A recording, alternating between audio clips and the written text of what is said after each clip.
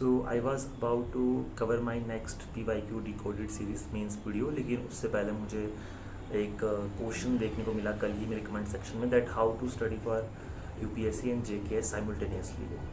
And इसी question से मेरे माइंड में भी एक और टॉपिक जो था वो रेज हुआ था, एंड वो ये था कि कैसे हर एक स्टूडेंट का एप्टीट्यूड जो होता है वो डिफरेंट होता है, एंड कैसे उसको जो प्रिपरेशन करने का तरीका होता है वो अलग होता है। So welcome to the awaken wing. And तो आज की इस वीडियो में हम बात करेंगे इन दोनों चीज़ों के बारे में, कैसे दोनों की साइमल्टेनियसली आप प्रिपरेशन कर सकते हो, जेकेएस एंड यूपीएससी की, एंड कैसे हर एक स्टूडेंट की जो स्ट्रेटजी होती है वो अलग होता है, उसका पढ़ने का तरीका अलग होता है, एंड किसको क्या फॉलो करना चाहिए। तो पहले तो बात करते हैं यूपीएससी एंड जेकेएस की स्ट्रेटजी को कैसे साइमल्टेनियसली करना है। तो पहले आप सिलेबस और टाइम साइकिल देखिए। सिलेबस सेम है एंड टाइम साइकिल जो है वो काफ़ी डिफरेंट है। अब यूपीएससी का नेक्स्ट जो साइकिल है स्टार्ट होगा अगले साल फरवरी से, जब नोटिफिकेशन आएगी, और पेपर की डेट तो पहले ही पता है कि 26 आई थिंक 24 में ही है शायद से। तो अराउंड 2 मंथ जो है वो बीत चुका है, एंड आपके पास 10 महीने हैं यूपीएससी प्रीलिम्स 2027 के लिए। और जेकेएस की जैसा कि एक्सपेक्टेड रहता है हर साल कि जब मेंस होता है उसके 1 महीने बाद जो है नोटिफिकेशन आ जाती है। तो मेंस को ख़त्म हुए अभी आई थिंक, तो मेंस को ख़त्म हुए अभी तक जस्ट 15 दिन हुए हैं, तो नोटिफिकेशन आपको लेट जुलाई में देखने को मिल जाएगी, और प्रीलिम जो है नवंबर में होता है। बट जेकेएस में काफ़ी अनसर्टनिटी है sir, uncertainty in the sense last जिस अनसर्टनिटी इस तरीके से है कि जब पेपर की जो डेट फिक्स्ड है उस डेट में पेपर हो जाए, ये काफ़ी ज़्यादा एक बड़ी बात हो जाती है, क्योंकि हर बार उसके पेपर की जो एग्ज़ाम डेट होती है वो शिफ्ट होती रहती है। मेरे टाइम पे आई थिंक दिसंबर में पेपर था, बट हुआ जाके अगले साल फरवरी में। बट इस बार हम मान के चलते हैं कि जो डेट होगी वो शायद से फिक्स्ड पैटर्न पे ही हो, नवंबर में आपका एग्ज़ाम हो जाए प्रीलिम्स के, या दिसंबर में हो जाए, और मेंस हम मान के चलिए उसके 4 महीनों में, 4 से 5 महीने के बीच मेंस हो जाता है। जैसे कि इस साल का जो मेंस था वो पहले अप्रैल में डिसाइड हुआ था, but due to UPSC prelims की वजह से उन्होंने वो जुलाई में शिफ्ट कर दिया। तो बट ये गलती शायद से वो इस बार ना करें, और नोटिफिकेशन जो होगी अगर वो जुलाई में आती है लेट और प्रीलिम्स होता है नवंबर या दिसंबर में, तो मान के चलिए आपका मेंस मार्च। तो मार्च जो है आप एक परफेक्ट मंथ मान के चलिए कि हर साल जेकेएस का मेंस जो इस साल होना चाहिए, प्रॉबेबली या आइडियली बोलिए, ठीक है। आज तो पिछले 2 सालों से तो जुलाई या जून में हो रहा है, बट ऐसे मार्च मान के चलिए अगर इस साल सब ठीक रहता है तो देखिए आपका अभी जो आपका नेक्स्ट सेशन क्या होगा, आपको पहले प्रीलिम्स आएगा जेकेएस का, फिर उसके बाद आपका मेंस आएगा जेकेएस का, और फिर उसके बाद आपका प्रीलिम्स आएगा यूपीएससी का, और उसका आपका मेंस आएगा यूपीएससी का अगले साल अगस्त।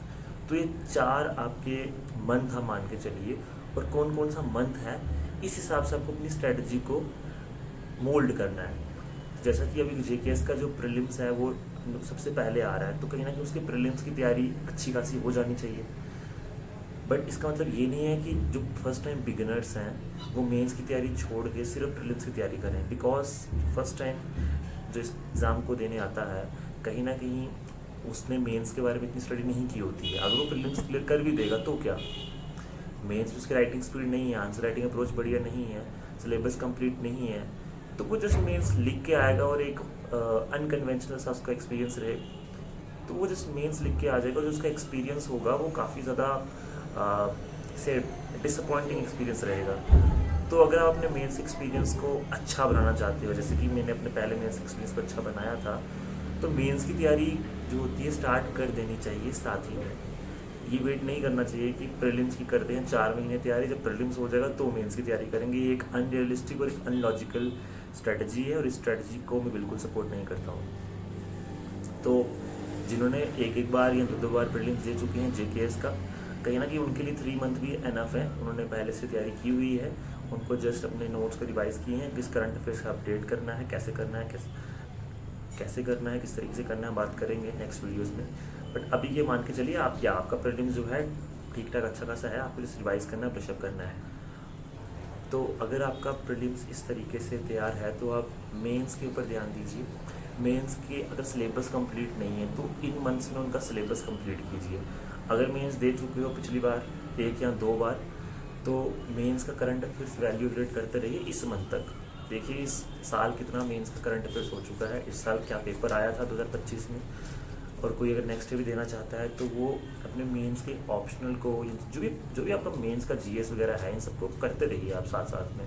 अगर कंप्लीट नहीं है, अगर कंप्लीटेड है तो कुछ नहीं करना है, तो आपको कुछ करंट अफेयर जो हैं वो अपने नोट्स में आपको अपडेट करने हैं, और काफ़ी सिंपल टास्क है। लाइक मी, अगर मुझे मेंस के अगले साल यूपीएससी का तैयारी करना है तो मेरे पास जो उसके स्टैटिक के नोट्स हैं, करंट अफेयर्स के नोट्स हैं, अपडेटेड होंगे आई थिंक इस साल तक। तो मुझे वेट करना है कि ये मंथ गुजरे तो करंट अफेयर्स होगा और उसमें अपनी एग्जाम्पल्स में यूज़ करूँगा।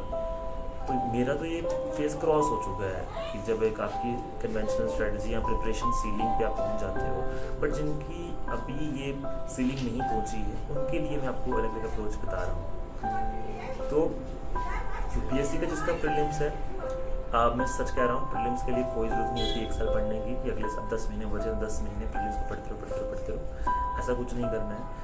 आई विल से जिन्होंने प्रीलिम्स दे चुके हैं वो अपने पेपर को एनालाइज कीजिए, सोर्सेज देखिए प्री के कहाँ से आए थे, एंड देखिए आपने गलती क्यों की है उसमें। और इसके साथ जब नेक्स्ट नोटिफिकेशन आती है तो प्रीलिम फोकस हो जाएगी, बट इतना भी फोकस नहीं हो जाएगी कि मेंस को भी इग्नोर कीजिए। ये मैं आपको स्ट्रैटेजी बता रहा हूँ, जब भी प्रीलिम्स का पेपर हो कभी भी 3 महीने प्योरली प्रीलिम्स के लिए मत पढ़ो, साथ साथ में मेंस का भी करते जाओ, बिकॉज आपकी मेमोरी में वो चीज़ रिटेन होनी चाहिए। तो अभी तक मैंने आपको बताया है कि पहले प्रीलिम्स के साथ साथ मेंस, देन यूपीएससी का प्रीलिम्स, देन यूपीएससी का मेंस। यूपीएससी के मेंस के लिए सबसे ज़्यादा टाइम है सबके लिए, जिसका अगले साल मेंस है, जिसका इस साल मेंस है, वो कैंडिडेट तो अलग ही इस टाइम डोमेन में होंगे, उनका तो अलग एक्सपीरियंस चल रहा होगा इस टाइम, वो आंसर राइटिंग काफ़ी कर रहे होंगे, बट मैं नेक्स्ट ईयर के लिए बता रहा हूँ आपको। एंड साइमल्टेनियसली तैयारी में एक होता है कंटेंट का। देखो कंटेंट की कोई दिक्कत नहीं है, सेम कंटेंट आप लिख सकते हो दोनों एग्जाम्स में, ऐसा कुछ नहीं है कि अलग अलग कंटेंट यूज़ करना है। जस्ट जेकेएस में आपको पता है जम्मू कश्मीर स्पेसिफिक ज़्यादा क्वेश्चन आते हैं, तो थोड़ा मेंस में उनके लिए पढ़ना पड़ता है। सो दिस वॉज अबाउट कैसे साइमल्टेनियसली इनको मैनेज करना है। Now next question, how each candidate is unique and how each has different aptitude according to their skills। तो मैंने काफ़ी अपने सिविल सर्विस की जर्नी में डिफरेंट तरीके के कैंडिडेट्स देखे। कुछ होते हैं जिनको वीडियो से नहीं पढ़ा जाता है, बिल्कुल भी नहीं, वो वीडियोस देख के पढ़ ही नहीं सकते हैं। कुछ होते हैं जिनको वीडियो से ही पढ़ा जाता है, कुछ होते हैं जिनको बुक्स रीडिंग करके ज़्यादा अच्छे से समझ आती है या ऑनलाइन रीड करके अच्छे से समझ आता है। लाइक मी, मुझे रीडिंग का काफ़ी ज़्यादा शौक रहा है स्टार्टिंग से ही, तो वीडियोस नो डाउट वीडियोस मैंने देखी होंगी, बट बहुत कम। इवन मतलब स्टार्टिंग का जो मेरा प्रिपरेशन का टाइम था तब मैं वीडियोस देखा करता था। स्टार्टिंग कुछ 3-4 मंथ मैंने देखी होंगी।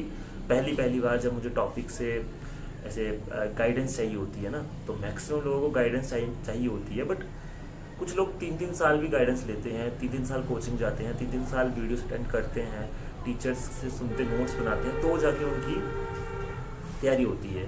तो here I am exploring the psychology behind all of that.